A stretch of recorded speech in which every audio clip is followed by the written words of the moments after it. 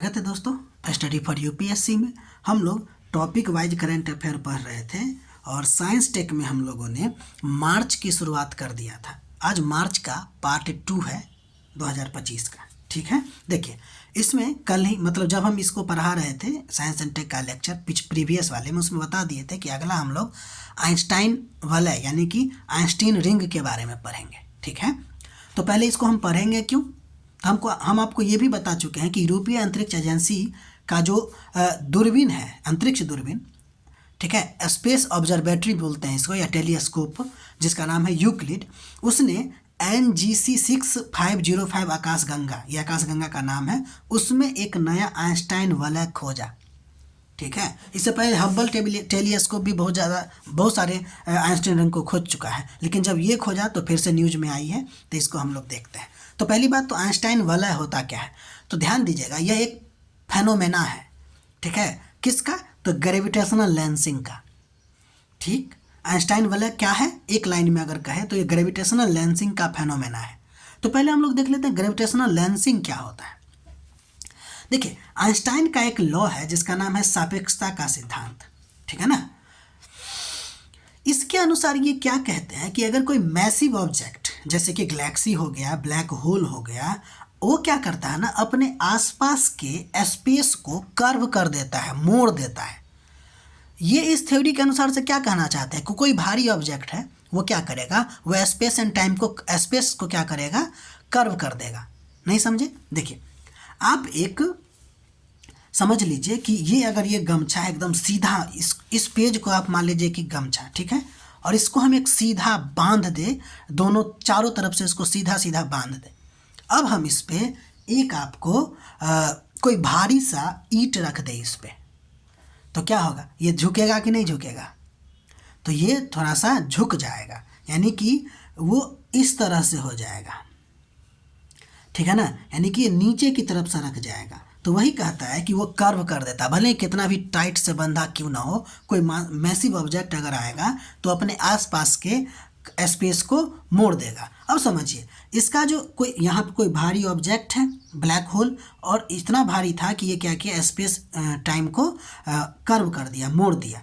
अब समझिए कि एक गेंद हम यहाँ डालेंगे, एक छोटा सा गेंद, तो क्या लगता है आपको, ये सीधा जाएगा या इस रास्ते को अपनाएगा, तो ये कर्व वाले पाथ को ही अपनाएगा। ठीक है ना, तो उसी बात को समझिएगा। तो इसी को कहते हैं ग्रेविटेशनल लेंसिंग। देखिए, तो इन्होंने कहा कि कोई मैसिव ऑब्जेक्ट को अगर आप रखिएगा तो आसपास के स्पेस को कर्व कर देगा। कौन कहे थे, आइंस्टीन कहे थे। ठीक है, तो हुआ क्या कि जब भी कोई लाइट सोर्स, जैसे मान लीजिए हम हैं जो ऑब्जर्वर हैं, जो किसी को देख रहे हैं, किसी लाइट सोर्स को देख रहे हैं, चाहे वो स्टार हो गया, चाहे वो गैलेक्सी हो गया, तो अगर कोई लाइट सोर्स है और कोई ऑब्जर्वर है, उसके बीच में कोई बहुत बड़ा मैसिव ऑब्जेक्ट आ जाता है, तो मैसिव ऑब्जेक्ट अगर आ जाएगा तो स्पेस को कर्व कर देगा। तो लाइट जो आएगी, यानी कि लाइट सोर्स से जो लाइट आ रही होगी ना, उस ऑब्जेक्ट के ग्रेविटेशनल फील्ड की वजह से बेंट हो जाती है। यानी कि जो हम आपको बॉल का एग्जांपल दिए कि जैसे मान लीजिए ये कोई आपका आकाशगंगा है और हम यहाँ से इसको देख रहे हैं। अब हुआ क्या कि इस लाइट को ऐसे करके हमारे पास आना चाहिए, ठीक है, लेकिन हुआ क्या कि एक बहुत बड़ा ऑब्जेक्ट इसके सामने में आ गया, बहुत मैसिव ऑब्जेक्ट। तो अब क्या करेगा, ये स्पेस को क्या किया है, कर्व कर दिया है। तो अब क्या होगा, यहाँ से जो लाइट है ना, वो सीधा न जाके ऐसे करके मुड़ के हमारे पास आएगा। और ये मुड़ा कैसे, तो इसके ग्रेविटेशनल फोर्स फील्ड की वजह से। ठीक है ना, इसी को हम लोग ग्रेविटेशनल लेंसिंग कहते हैं। इसी को हम लोग क्या कहते हैं, ग्रेविटेशनल लेंसिंग कहते हैं। ठीक है, यानी लाइट सीधी रेखा में न चल के टेढ़ी रेखा में चलता है। ठीक है, अतः इस बात को ध्यान दीजिए कि ये आइंस्टीन रिंग कब बनती है, तो आइंस्टीन रिंग तब बनती है जब दूर से आती हुई वस्तु, प्रकाश आती हुई वस्तु से जो प्रकाश आती है, यानी कि दूर से वस्तु से आती हुई प्रकाश जब ग्रेविटेशनल लेंसिंग द्वारा मुड़ के पूर्ण वृत्त या लगभग पूर्ण वृत्त बना लेता है, उसी को हम लोग क्या कहते हैं, आइंस्टीन रिंग कहते हैं। ठीक है, समझ में आ रही बात, इसको लिखने का कोशिश कीजिएगा। ठीक है,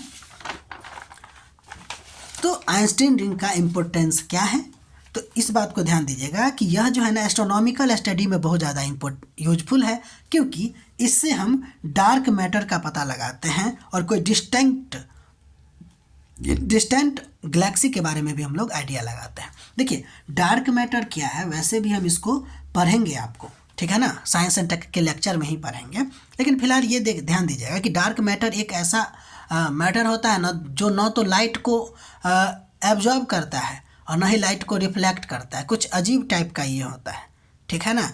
तो ये पता कैसे चलता है, तो ग्रेविटेशनल लेंसिंग की वजह से, क्योंकि ये बहुत ज़्यादा भारी होता है और भारी होने की वजह से ये इसका जो ग्रेविटेशनल लेंसिंग है वो ज़्यादा होती है और फलतः वो क्या करता है, लाइट को बेंट करता है। तो इसी के वजह से हमको पता चल पाता है डार्क मैटर, ब्लैक होल, इस सब के बारे में, ठीक।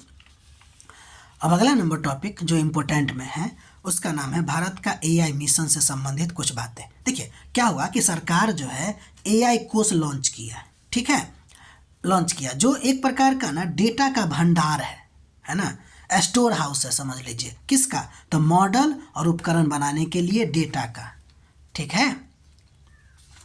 तो हम देखते हैं एआई कोष के बारे में, चूंकि चर्चा में एआई कोष आया तो एआई कोष के बारे में देख लेते हैं। देखिए ये क्या है, तो भारत का ना national AI data repository and model hub है, ठीक है, राष्ट्रीय डेटा भंडार और मॉडल हब है, ठीक है। अर्थात क्या है ये, तो एक प्रकार का सुरक्षित प्लेटफॉर्म है जो एआई नवाचार को सक्षम बनाने के लिए डेटा सेट, मॉडल और उपयोग के मामलों का भंडार प्रदान करता है। यानी कि जो भी चीज़ हम करते हैं एआई के नवाचार के क्षेत्र में उसको हम यहाँ पे स्टोर कर सकते हैं, स्टोर हाउस समझ लीजिए ना। तो ये जो एआई कोष है, पहली बात तो आप समझ गए। दूसरा, ये किसके अंतर्गत काम करता है, तो ये ministry of electronic and information technology के द्वारा संचालित होता है, ठीक है। इसका एक उद्देश्य ये है कि फॉरेन एआई पर अपनी निर्भरता कम करना चाहता है, इसीलिए एआई कोष को क्या किया गया है, लॉन्च किया गया है, ठीक। अब हम लोग आगे बढ़ते हैं, उसी में एक टर्म देखने को मिलता है भारत जेन के बारे में।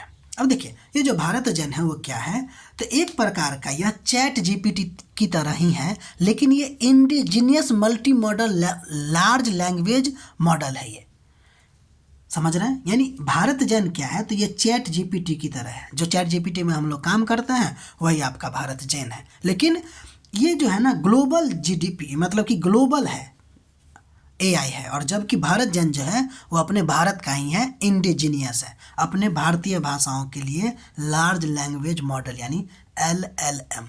उम्मीद है समझ गए होंगे, ठीक है। इसके बारे में कुछ और बात ध्यान देते हैं। ऐसा कहा जाता है कि ये जो भारत जेन है ना वह दुनिया का पहला सरकारी वित्त पोषित पहल है, जिसको 2024 में लॉन्च किया गया था, ठीक है। दुनिया का पहला सरकारी वित्त पोषित पहल, इस बात को भूलिएगा नहीं, ठीक है। अब अगर हम भारत में एआई के बारे में देख रहे हैं तो एआई का कुछ इंडेक्स होता है जिसको स्टैनफोर्ड एआई इंडेक्स कहते हैं। उस 2024 या 25 के रिपोर्ट के अनुसार से भारत का जो ओवरऑल रैंकिंग है ना वो 3rd नंबर पे है। पहला नंबर पे यूएसए, फिर चाइना है, उसके बाद अपना रैंक है, 3rd नंबर का रैंक है एआई इंडेक्स में। हालांकि अगर देखिएगा कि एआई से जुड़े कौशल की बात करें तो भारत ग्लोबली सबसे ज़्यादा फैलाव या पेनिट्रेशन रखता है, इसलिए कहा जाता है कि भारत जो है एआई से जुड़े कौशल में जर्मनी और यूएसए से भी आगे है, यानी कि नंबर 1 रैंक पे है। दोनों अलग अलग कॉन्सेप्ट है, कंफ्यूज नहीं होइएगा। ओवरऑल रैंकिंग में एआई में भारत का 3rd है, लेकिन सिर्फ कौशल से जुड़े हुए पेनिट्रेशन में यानी कि फैलाव में स्किल लेवल पे अगर बात करें तो भारत जो है यूएसए और जर्मनी से भी आगे है, ठीक है।